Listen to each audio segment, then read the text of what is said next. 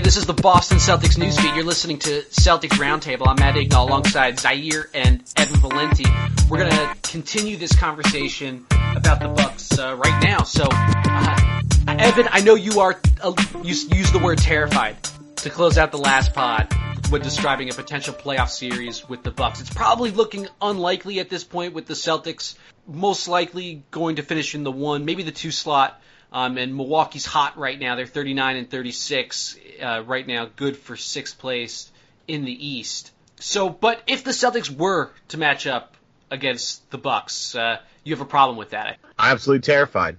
This is a team that has a lot of length, and Boston, because they like to play small a lot, they don't really match up too well against this team. I mean, Giannis is legitimately one of the most terrifying players in the NBA today, and he's still just scratching the surface. The reason why Giannis is so scary is because you don't know when he's going to find that next level of NBA effectiveness, and you just don't want to be there when he finally makes that click. They have a ton of length. They can shoot the ball well. They don't shoot a ton of threes, but they shoot good ones for the most part. They are a team that rebounds. They play defense, and because they are so long, some of the lanes and the passing lanes that you think are there, the driving lanes that you think are there normally that are there, well, they aren't there with this team. Middleton is a spectacular defender. Giannis is amazing. Malcolm Brogdon, everybody screwed up on not picking Malcolm Brogdon. He's an incredibly good player. And you talk about, Zaire mentioned this last podcast, about how you want rookies to basically have a role and stick to that role and be good at doing those things. That's exactly what Malcolm Brogdon does. He knows what he's good at, he knows what he's not so good at, and he just accents the things that he is good at to make him as an effective player on the floor. Tony Snell learned how to shoot at some point in the middle of the season, and it hasn't been as pretty as this one stretch, but he can eventually maybe heat up. Dellavedova has a bunch of playoff experience. He's 41%, by the way. Yeah. Snell's at 41% on the year from 3. Yeah, and there was a game earlier in the year where he literally played 20 minutes and didn't accumulate a single statistic. So that's just there are the two experiences of Tony Snell. But this is a team that is difficult to match up against because of how weirdly long they are. And Boston, because they are a smaller team, they don't match up particularly well. Now, that being said, in the game on Wednesday night, Boston didn't play that well. They shot 30%. Part of that has to do with Milwaukee being so long, and Milwaukee shot 50%. Now, I wouldn't count on that being every game for a 7-game series, but I'm just saying, out of all the teams at the lower end of the Eastern Conference, Milwaukee is by far and away better than every single one of them. I think Milwaukee is a very good team. Definitely think they're going to be a future contender if all continues to go in this direction. However, if I'm the Celtics, I don't fear anybody in the East this year. I think that I can play and beat any team out there. I've seen every team. I've seen what they can and cannot do. I know my deficiencies. I don't feel like there should be anyone that they should be concerned about. I think the concern comes from fans and media who aren't sure that the Celtics are cut out for the postseason. But the Celtics themselves should definitely be confident in what they're able to do. So what makes you so confident, though, in that? Like, Zaire, what makes you so confident in that? Because we know that the playoffs are a different animal than the regular season. And while the Celtics have been a really nice regular season team, it's difficult to know if they're well suited for the playoffs until you actually get in that cauldron. Well, seeing what this team has done this year, I believe they're different than they were the last 2 years. The addition of Al Horford, the subtraction of Jared Sullinger, not to diss Jared Sullinger, but it's just a different world out there with Al Horford on the floor. The ability and the improvement of the shooting from Jay Crowder and Avery Bradley, I don't think it's a fluke. I think they worked on it, and I think they became better shooters, and they're better shooters with Al Horford out there helping them get better shots. The improvement of Isaiah Thomas as just a scorer, a leader, an alpha dog, that's very important in the playoffs to have that. So LeBron James' success often depends on the shooting of other players. And it's the same thing with Isaiah Thomas. He hasn't had great shooting from other players in the playoffs. This year he will have that, or he should, based off of what these guys are doing. And I believe more so that this team will win because of that. You make a good point, Zaire, and I'm actually inclined to agree. As far as the Bucks, they should be a better defensive team than they are right now. I'm just looking; they are ranked. They've gotten better though, I think, since the year's gone on. Though I think and losing Jabari Parker might help with that. But I think they have a high defensive ceiling. The question is whether they can actually make it come to fruition in the playoffs. But you see them knock the ball away from Isaiah Thomas more than a lot of other teams. I do think that they pose a little bit of a problem with their size. But on the other hand, they're just such a young team that I feel like they have other factors working against them. But I'd prefer not to see them in the first round. But I don't think the Celtics. They won't. It won't happen that way. I don't think they'll need to worry about it too much unless either Milwaukee goes on a big losing streak or the Celtics do. So I want to pause for a second to tell our listeners about our favorite ticketing app, SeatGeek. The season is winding down. The playoff push is heating up. Maybe the Celtics will get the 2 or possibly even the 1 seed. So what I do when I want tickets to Celtics games is power up the SeatGeek ticketing app on my phone, and with just 2 taps, I know I've found the best deal because SeatGeek is the smartest and easiest way to get tickets to every game. With SeatGeek's seamless mobile experience, you can buy and sell tickets in mere seconds. And it doesn't end with the Celtics or any other NBA game. SeatGeek also has plenty of concert, comedy, and theater tickets available too. And it's all fully guaranteed. Listeners to CLNS Radio can support this production and get a $20 rebate off their first SeatGeek purchase. Here's how. Download the free SeatGeek app. Go to the Settings tab and click Add a Promo Code and enter the promo code CELTSNEWS, all one word, and SeatGeek will send you $20 after you've made your first ticket purchase. Download the free SeatGeek app and enter promo code CELTSNEWS today. Let's say it like this, man. I'm going to say it. Who's playing for second? I just got my Who's Playing for Second shirt last night, you know what I'm saying, the Larry Bird quote. And I feel like, the Celtics lost today and they they lost. I don't know what this will be for Wednesday, so sorry about that. But they lost. However, I don't think they're playing for second. I don't think they're playing for second. I think they're playing for first. I think they're playing to get the most out of this season. Yes, none of us expect them to do it. I do. But many of us don't expect them to do it. But I think this team expects to win every time they get on the floor. And I, as a fan, I'm sitting here watching like, man, this team, they got a shot to win every single night. And we couldn't say that 2 years ago.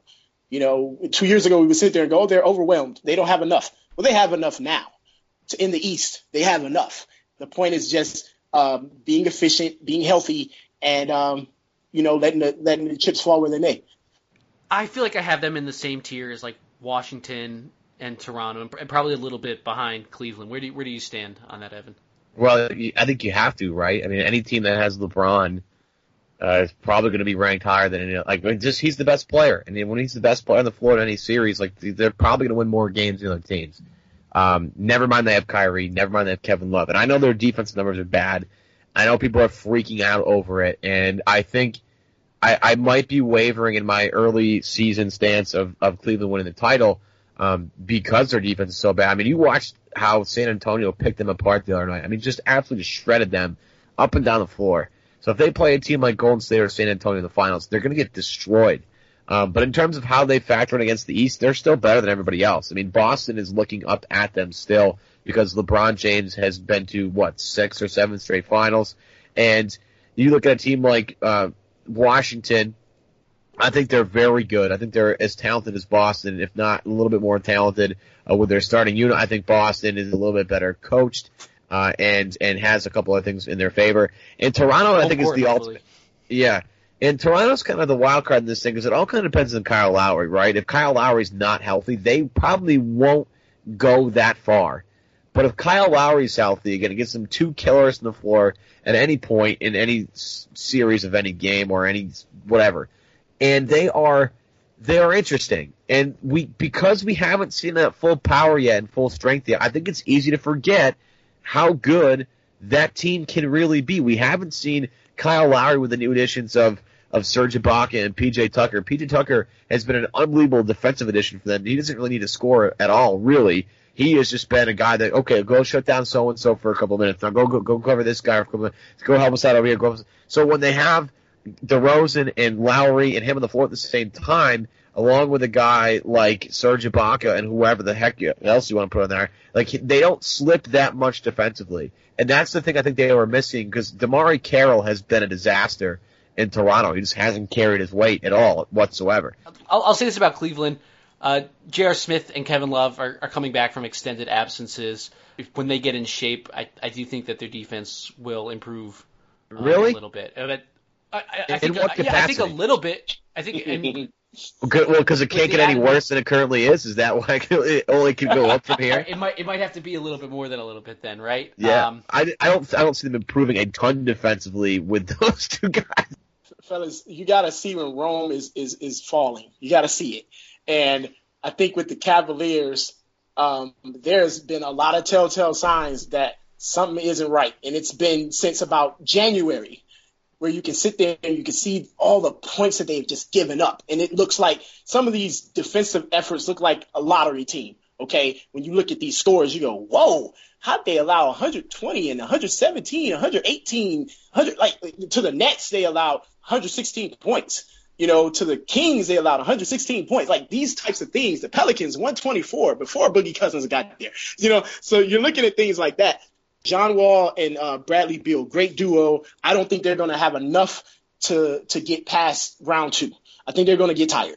I think too much is going to be asked of them, because I don't think that team is deep enough to finish off. Toronto is the most interesting team because you just don't know what Lowry is going to be when he gets back. If he's 100%, oh no. Here's the thing. I do a lot of Pistons referencing. Okay, so the 04 Pistons is a team that we sit there and we say, okay, they're a champion, and then they made it back to the championship the next year. No one that year expected them to win the championship. I did, actually. But no one expected them to win the championship the year they won it in 04. People were handing the title to the Lakers because the Lakers had GP, they had Karl Malone and Kobe and Shaq, and everyone just said, oh, they're just going to win it because look at who they have. And it's more than that. And what the Celtics have right now is just this strong, is like, to me, they're just this force that's just coming that teams aren't, I don't know if they're quite ready for if this team is all the way right. I want to bring the flip the switch thing that people are talking about, and I want to make it Celtics related, because people have been talking about, you know, can Cleveland flip the switch when it comes playoff time and play better defense? I can't tell you how many times the past couple of days, the past week, I've heard everybody's saying that. It's what everybody's talking about. And the Celtics were flipping switches like the last 3 years of the KG era. The year before that, because you mentioned 2010, 2011, but the year when they made it to the finals and lost to the Lakers, they were flipping the switch that year. You know, they only won 50 games during the regular season. 2012. Yeah. So yeah, okay. So yeah, they were flipping the switch for 3-4 straight years, and you're able to do that when you got veterans and you've won it before and you know what it takes. You're able to do that. The problem is that there are other teams who switches too, and this Celtics team has a switch too. The thing like it trips me out when everybody says, "Oh, Cleveland will just be able to turn it on and turn it off." Okay, maybe they will. But, okay, let's really look at what they've been doing this year. Let's be real about that. But also, let's look at what Boston's been doing. Boston has a switch, okay? Boston turns it on and turns it off, too, like any other NBA team. But Boston has done it in a way where they have pulled out a lot of these games, and they haven't been giving up 128, 130. I mean, Cleveland gave up 250 points in two straight games, okay? Like, that's something that lottery teams can't even do. You know, like, it is hard to do that. So, you know, this Boston team has been battle tested, and I haven't minded these close games. Like, I've appreciated, I've embraced them, because I say, you know what, for a team that hasn't had any playoff success, they are putting themselves through it right now. And that's okay, and they'll be able to understand what crunch time is because they've been in it all year long, and it's comfortable. Even tonight, it was times when I was just like, oh, they'll pull it out, and I think they felt it too. Like, we can do this. It's no big deal, you know. And that nervousness won't be there. We'll see. Levy's very pessimistic about it. Zair's very optimistic. We'll need to, before the playoffs start, we'll need to get you two fighting. Oh, absolutely. Shouldn't take too much. Our playoff preview is going to be the greatest show ever. Keep it positive. Zaire on CLNS Radio. All right, that'll do it. Give us a 5-star review, won't you, on iTunes. That really helps us out a lot. Give us a follow on Twitter as well, at CLNS Roundtable. Yeah, thanks for tuning in this week, and we'll be back early next week.